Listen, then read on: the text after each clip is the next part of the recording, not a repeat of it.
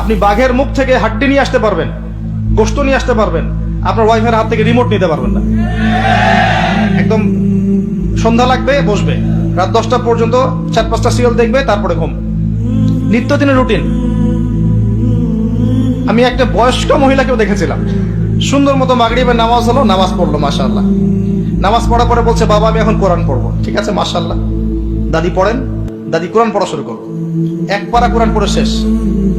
খেতে বসো, খেতে বসলাম, খাওয়া দাওয়া শেষ। দাদি এখন কি? একটু সিরিয়াল দেখবো একটা।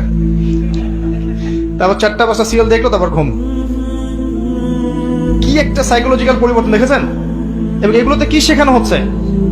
পরকিয়া, জেনা, কুটনামি, পরিবারের ভাঙন, এর কথা ওকে লাগানো, এর কথা ওকে লাগানো। মানে মনে হচ্ছে যেন এগুলো আমাদের ট্রেডিশন, এগুলোর সাথে ইসলামের কোনো সম্পর্ক আছে? এই পুরো সিরিয়ালগুলো কি ইসলামিক? যেখানে ইসলাম শেখানো হচ্ছে, কোরআন শেখানো হচ্ছে, বা ইসলামিক কোনো নাটিকা বা ইসলামিক কোনো সং বা নাশিদ বা কোনো সিরিয়াল, এমন কিছু কি? সবই তো পশ্চিমা ধাঁচের এবং অমুসলিমদের ধাঁচের। তখন ওদের মানসিকতা আমাদের মধ্যে ইনস্টল হচ্ছে।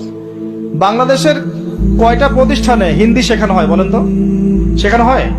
হয় না। তারপরেও দেখবেন বাংলাদেশের ম্যাক্সিমাম মহিলা হিন্দিতে কথা বলতে পারে, বা কথা বলতে না পারলেও হিন্দি বোঝে, কিন্তু আরবি বোঝে না। আরবি তো বোঝে না, একটা আরবি শব্দ দেখলেই পুণ্যের কাজ মনে করে। ছেলের নাম রাখছে জাহিম, এটা আরবি শব্দ জাহিম। জাহিমের মানে কি সে জানে না। জাহিম মানে কি? জাহিম মানে কি? জাহান্নাম। জাহিম মানে জাহান্নাম। দেখেছে আরবি শব্দ, বাস লাগিয়ে জাহিম। তাহলে আরবির এই দশা, কিন্তু হিন্দি সব বোঝে। বাসায় যান, হিন্দিতে কথা বলেন, দেখবেন অ্যান্সার দিচ্ছে। যদি কালকে সকাল উঠে দেখেন যে বাংলাদেশ থেকে বাংলা ভাষা উঠিয়ে নিয়েছে আল্লাহ পাক, কোনো সমস্যা হবে না, সবাই হিন্দিতে কথা বলতে পারবে। এমন ভাবে শিখেছে আর কি। কিভাবে শিখলো? কোন স্কুলে শেখানো হয়? কলেজে শেখানো হয়? ট্রেনিং দেওয়া হয়েছে? সিরিয়াল। এভাবে দেখেন পুরো ফেমিনিস্ট একটা ফিতনা চলছে। তারপরেও দেখবেন পোশাক আশাকের ফিতনা, রেপ, ধর্ষণের ফিতনা, ব্যভিচার, পরকিয়া। এখন ম্যাক্সিমাম পরিবারই পরকিয়া। বাসায় বউ আছে, বাইরে মেয়ের সাথে প্রেম করছে। বাসায় ছেলে আছে, বাসায় স্বামী আছে, বাইরে ছেলের সাথে প্রেম করছে। আপনার অবর্তমানেই দেখবেন কোন কোন ক্ষেত্রে এগুলো হচ্ছে, আপনি জানেনই না। ওই যে প্রবাসে ছেলে পড়ে আছে, এদিকে দেখবেন স্ত্রী 10টার সাথে লাইন মারা শেষ। এবং শহর কেন্দ্রিক যারা উচ্চ ইয়াতে আছে আর কি, উচ্চ বংশ অনেক মহিলাদের জীবন তো দেখবেন বাঁধন ছাড়া, কি করছে না করছে ঠিক নাই। মোটর সাইকেল নিয়ে দাবড়ায় বেড়াচ্ছে, বারে যাচ্ছে, মদ খাচ্ছে, এখানে বন্ধুদের সাথে আড্ডা মারছে। এই যে আপনাদের কক্সবাজার বিচেও দেখবেন ছেলে মেয়ে বসে সিগারেট খাচ্ছে, গিটার বাজাচ্ছে, গান গাচ্ছে, রাতের বেলা শুয়ে শুয়ে আছে, ছেলের কোলে মেয়ে শুয়ে আছে, গোল হয়ে বয়ফ্রেন্ড গার্লফ্রেন্ড বান্ধবী। এটা তো বাবা নাই, মারা গেছে, এদের মা নাই, মারা গেছে। এদের বাপ মা স্বামী ভাই কেউ যদি বেঁচে থাকতো তারা এগুলো করতে পারতো? এটা তো কোনো ওয়ারিশই নাই, কেউ কিচ্ছু বলার নাই। মানে এই বিচের পরিবেশও নষ্ট করে ফেলছে এরা। আপনাদের এই পরিবেশটা নির্মল শান্ত ছিল না? এখন দেখবেন বেহায়ার কারণ, বেহায় পড়ার কারণে যাওয়াই যায় না, দাঁড়ানোই যায়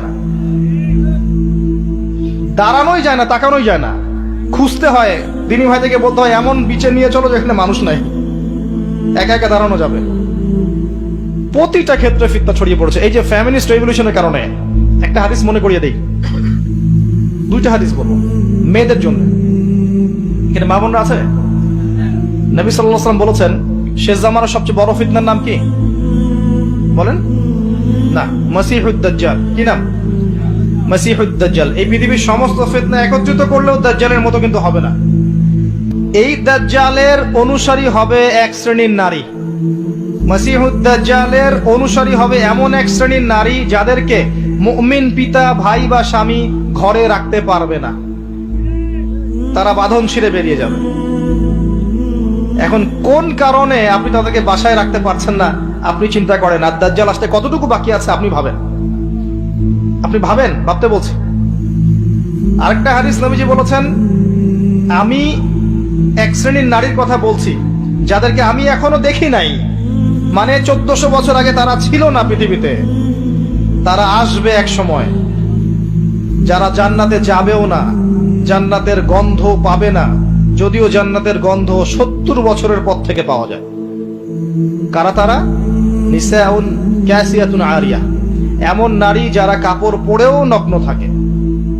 কাপড় পরেছে বাট নগ্ন, মানে কাপড় পরার পরেও শরীরের সমস্ত কাঠামো দেখা যায়, বোঝা যায়, জান্নাতে যাবে না, ঘ্রাণও পাবে না। মুইলাতুন মামেলাত, এরা নিজেরাও আকৃষ্ট হয়, অন্যকেও আকৃষ্ট করে। আরেকটা সুসংবাদের হাদিস, এসব থেকে বের হয়ে যদি মহিলারা আল্লাহ এবং তার রাসূলের আনুগত্য করতে পারে, মাত্র 4টা কাজ করলেই জান্নাত নিশ্চিত। মাত্র 4টা কাজ করলেই মেয়েদের জান্নাত নিশ্চিত ইনশাআল্লাহু আযজা ওয়া জাল। 1 নাম্বার, যদি তারা 5 ওয়াক্ত নামাজ ঠিকঠাক মতো পড়ে। 2 নাম্বার, যদি তারা রমজান মাসের সওম রাখে। 3 নাম্বার, যদি তারা তাদের পর্দা ঠিক করে, সতীত্বের হেফাজত করে। আর 4 নাম্বার, যদি তারা তাদের স্বামী, নিজে সাজবেন না স্বামীর জন্য, বাইরের মানুষের জন্য সাজবেন। বাইরের মানুষের জন্য আপনি সবকিছু করবেন, স্বামীর খেয়াল করবেন না। স্বামী বাসায় আসলে বিরক্ত হচ্ছেন, বাইরের মানুষের জন্য আপনি সাজুগুজু করছেন। পুরো কাঠামো চেঞ্জ হয়ে গেছে এখন। সমাজের হৃদ্যতা, পরিবারের হৃদ্যতা, ভালোবাসা থাকবে কিভাবে? নিজেকে তো স্বামীর মনের মতো করে করতে পারছেন না। সবসময় স্বামীকে প্রেশার দিচ্ছেন, এইটা লাগবে, ওইটা লাগবে, এইটা আনো, ওইটা আনো, এই ঠিক নাই, ওই ঠিক নাই। তোমার ঘরে এসে আমি আর শান্তি পাচ্ছি না, বাপের বাসায় ভালো ছিলাম। কে বলেছে হালাল খেতে? একটা সুদি চাকরি করলেই তো পারো, ওরা তো সবাই করছে, কি সমস্যা? এগুলো করে করে অনেক সময় স্বামীদেরকে হারামে ঠেলছে। আবার অনেক সময় এমন স্বামীও আছে, স্ত্রী দিনের পথে আসতে চায়, কোরআন পড়তে চায়, হাদিস পড়তে চায়, কত কি করতে চায়, স্বামী বলে এগুলো করা যাবে না, ফিতনা। স্বামী বলে এগুলো করার দরকার নাই, বাসায় থাকো চুপচাপ। দুই দিকে সমস্যা। আল্লাহর ওয়াস্তে উভয়ের মধ্যে আন্ডারস্ট্যান্ডিং বাড়ান।